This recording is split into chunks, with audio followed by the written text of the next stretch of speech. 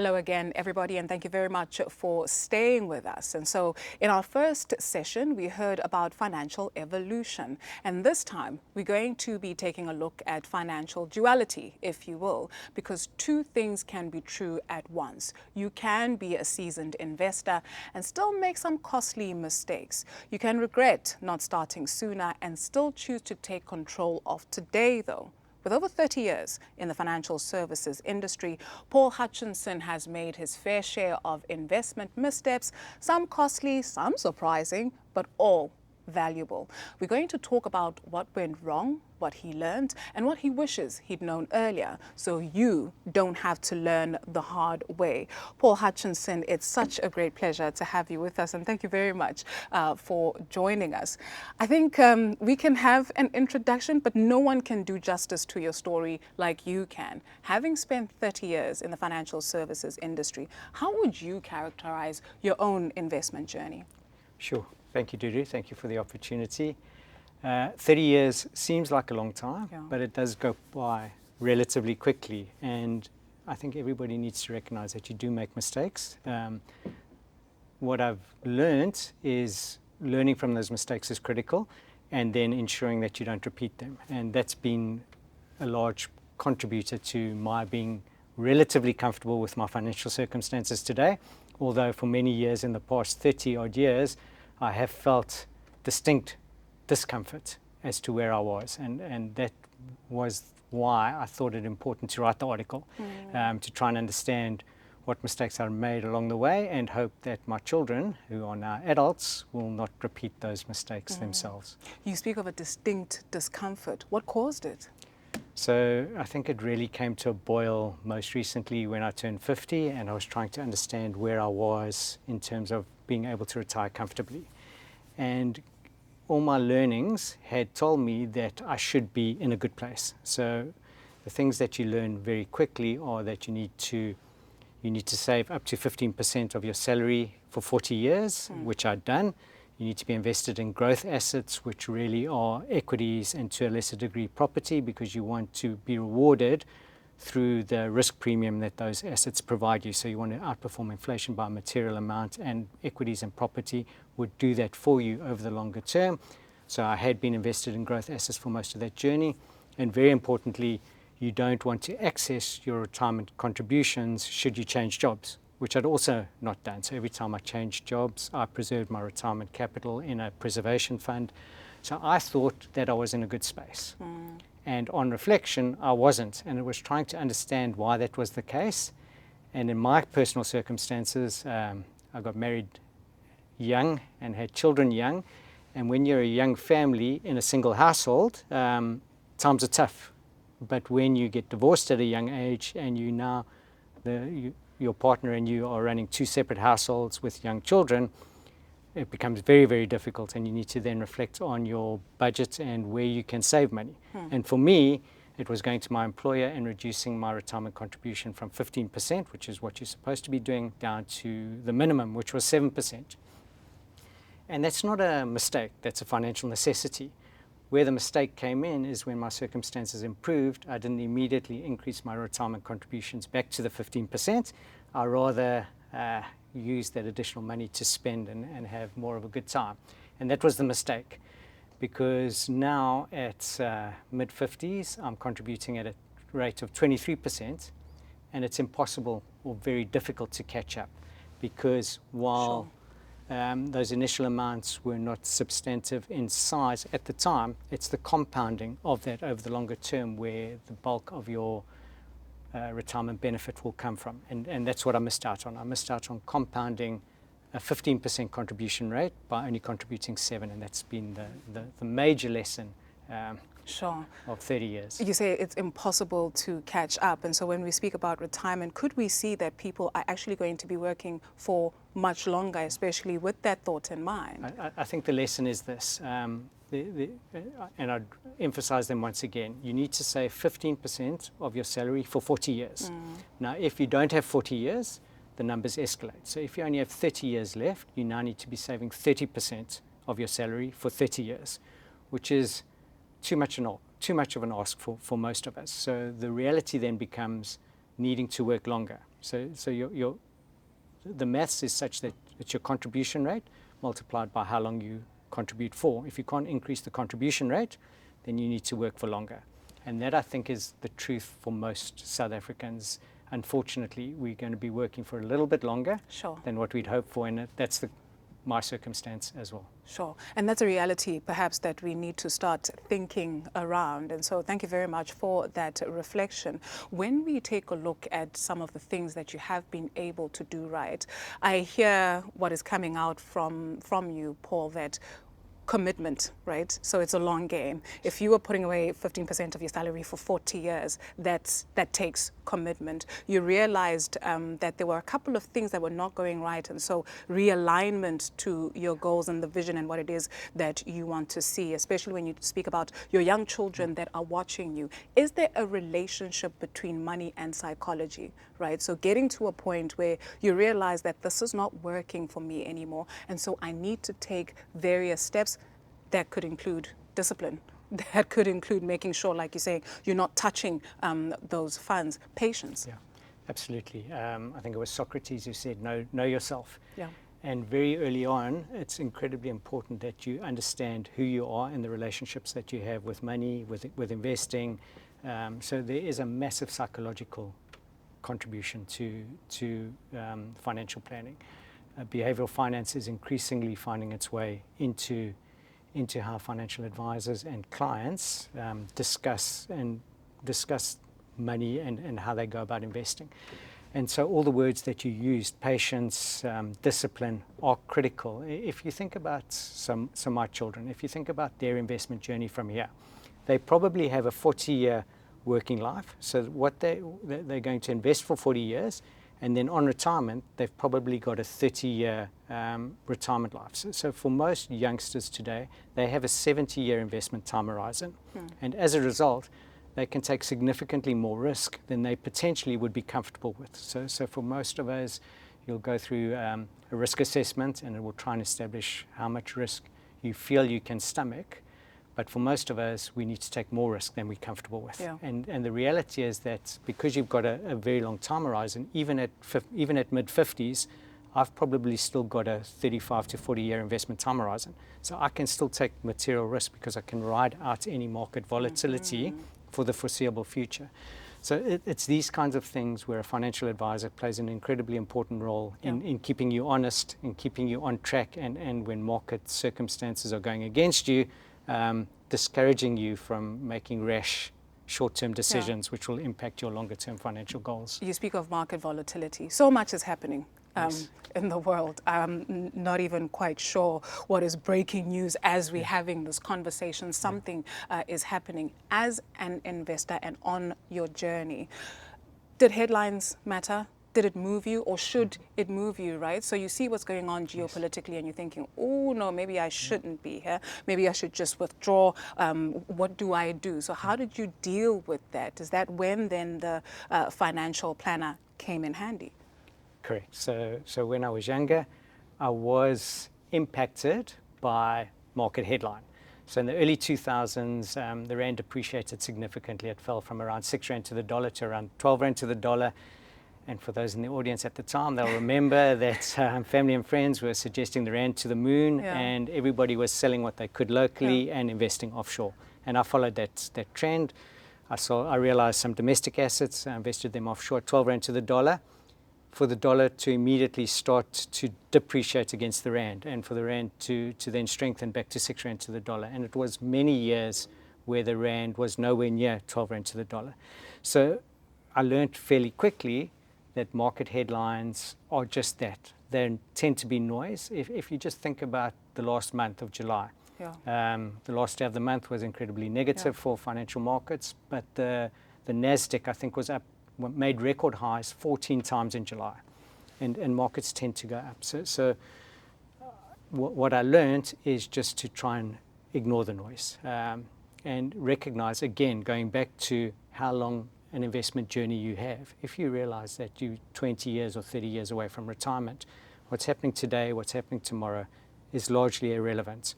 And that's where a financial advisor can hold you to account, can guide you, can ensure that you're not making rash decisions during these difficult, trying times. Yeah. Maybe one last point to make. There's a fantastic book by a guy named Hans Rosling called Factfulness. And he's making the point that if you were to be born at any time, you'd want to be born today because of the massive improvements that we've seen in society over all the years. And entrepreneurs will continue to benefit from that. So you would expect the markets to continue to improve from here as new ideas bear fruit. And so you would continue to back financial markets over the long term, but it's important that you do take a long-term view. You heard it. Be calm and stay invested, or stay calm and stay invested, essentially, Paul. Then there's the other end of the spectrum. I do wonder what your observation has been, because your children are very lucky that they've got a father that they can look at who's walked this journey before, so they can follow in your footsteps, right? And then you've got the other end of the spectrum in South Africa, where I do wonder what the observation has been in terms of, are we saving, right? So you're finding that there can be a family where all the generations are living in the same household. We spoke about this a little bit earlier on with the financial planners, to say that, you know, you'd find that there is a grandmother, a mother, the daughter. So all these generations are all there, and parents are not necessarily ready for retirement, what Alka called the sandwich generation, the 40s and the 50s. So you've got your children, you've got your parents, and you've got you. What has been the observation? So it's certainly true. We're seeing it increasingly in the neighborhood in which I live, where families are building family units above the garage, and you can see 4, 5, 6 cars on the property, and you know that there's multiple generations living in the same house. And I think that probably makes financial sense, because when times are tough, you do need to scale back. And I think the lesson is that if for whatever reason your income falls, you do need to make difficult decisions, and potentially those decisions revolve around how you're spending money. Private schooling, for example, might need to be curtailed, because you can keep digging yourself a bigger and bigger hole by trying to maintain a standard of living that your salary is no longer supporting. So when financial circumstances change, it's incredibly important to then seek, once again, financial advice to assist you through that journey and to make the necessary cuts in your budget. So back to my example, I cut my budget. It would have been valuable if a financial advisor had told me immediately to start increasing my retirement contribution. I work in the industry, I should have known that, but I was living too good a life at the time. I think it's comforting for I'm sure for us, because you think, well, somebody who's been in this industry or in the space for 30 years, you've got it all figured out. But I guess what it is that we are hearing essentially is that, one, be gentle with yourself, be honest with yourself, assess where you are and where you need to be, and keep at it in terms of the consistency. Paul, all of this, what would it mean? There's an example that I always hear about being plugged to the right plug, right? So there's nothing wrong with that connection, those 3 points on the wall. The electricity is there. If you then bring the wrong plug, it could either make it explode, or you can have magic. Being tied to a partner that is on the same wavelength as you are financially. Has that helped you? Is that important? Absolutely. So clearly, you need to find the right partner for all the personal and other reasons, but ideally, you and your partner share the same financial goals, the same saving and investment goals, the same plans for the future.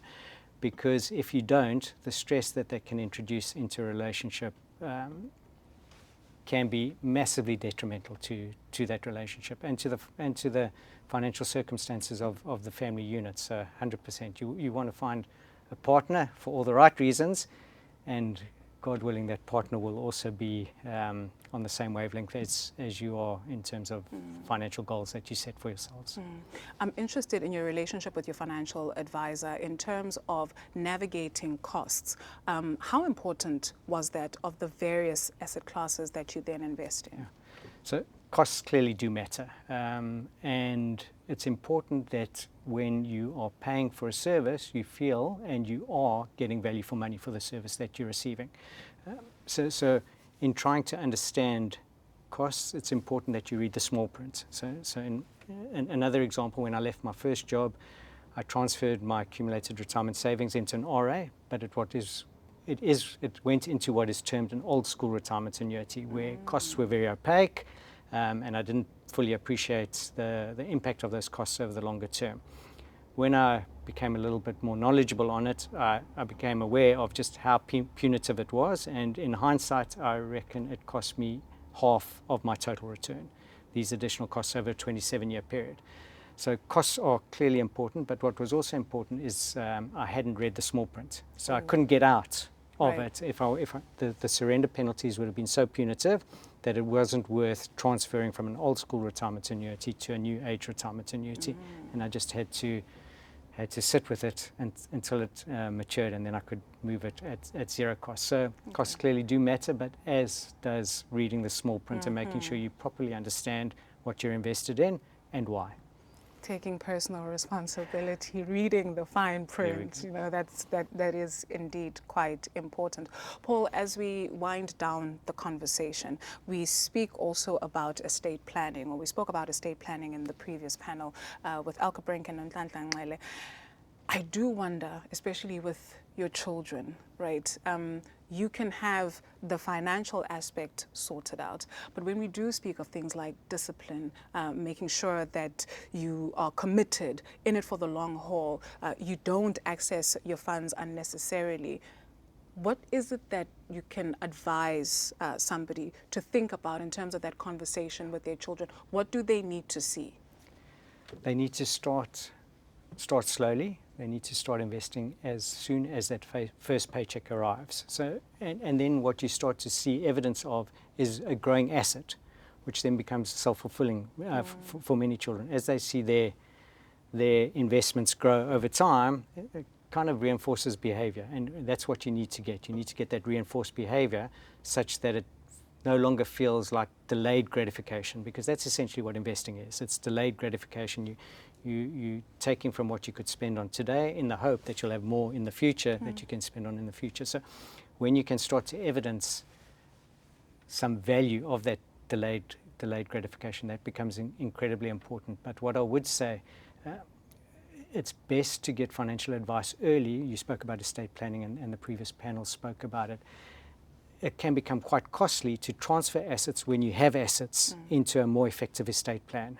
Rather set up the planning right up front so that the assets can grow within that structure and not have to donate, for example, into that structure many years down the line. So part of my problem was that I worked in investments for a long period of time. I thought I could do it myself, and potentially the investment side you can do yourself. You work with smart people and you can take good advice from them. But many of these investment professionals know exactly zero about financial planning and estate planning, and therefore many years on they're transferring substantive assets into a more effective estate plan, which, as I say, can be quite costly at that point in time.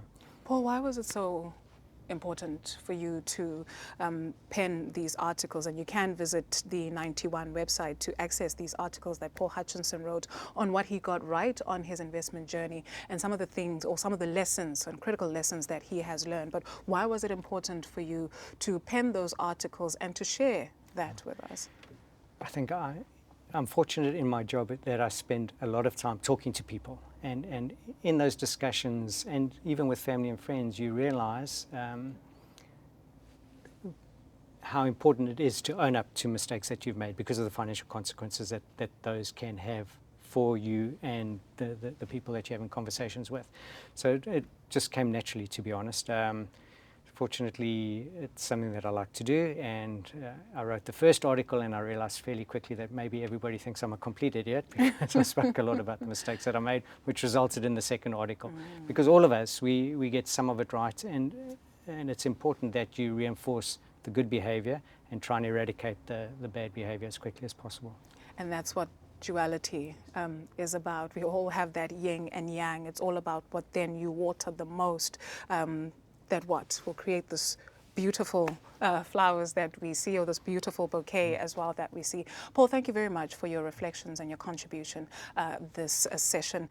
And there you go. If there's one thing the session reminds us is that your investment journey will not be perfect, but it can still be powerful. Paul reminds us that mistakes are not the end of the road, they are part of the learning.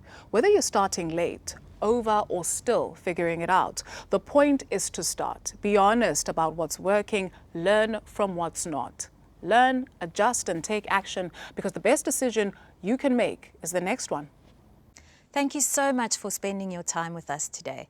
We hope you're leaving this session feeling a little more confident, a little more inspired, and definitely more empowered to take control of your financial future. Remember, investing isn't a one-time decision. It's an ongoing journey, and just like any good self-care routine, it deserves your time and attention. A reminder to check back into our Women in Investing Hub, which is packed with tons of additional content to explore. And if you haven't already, please sign up for our newsletter. It's a great way to stay connected and keep learning. To our new friends from the Moneyweb community, welcome. We're so glad to have you on board. And to those of you who've supported this initiative since the beginning, thank you for being part of this growing movement. Until next time, stay curious, keep learning, and invest with no regrets.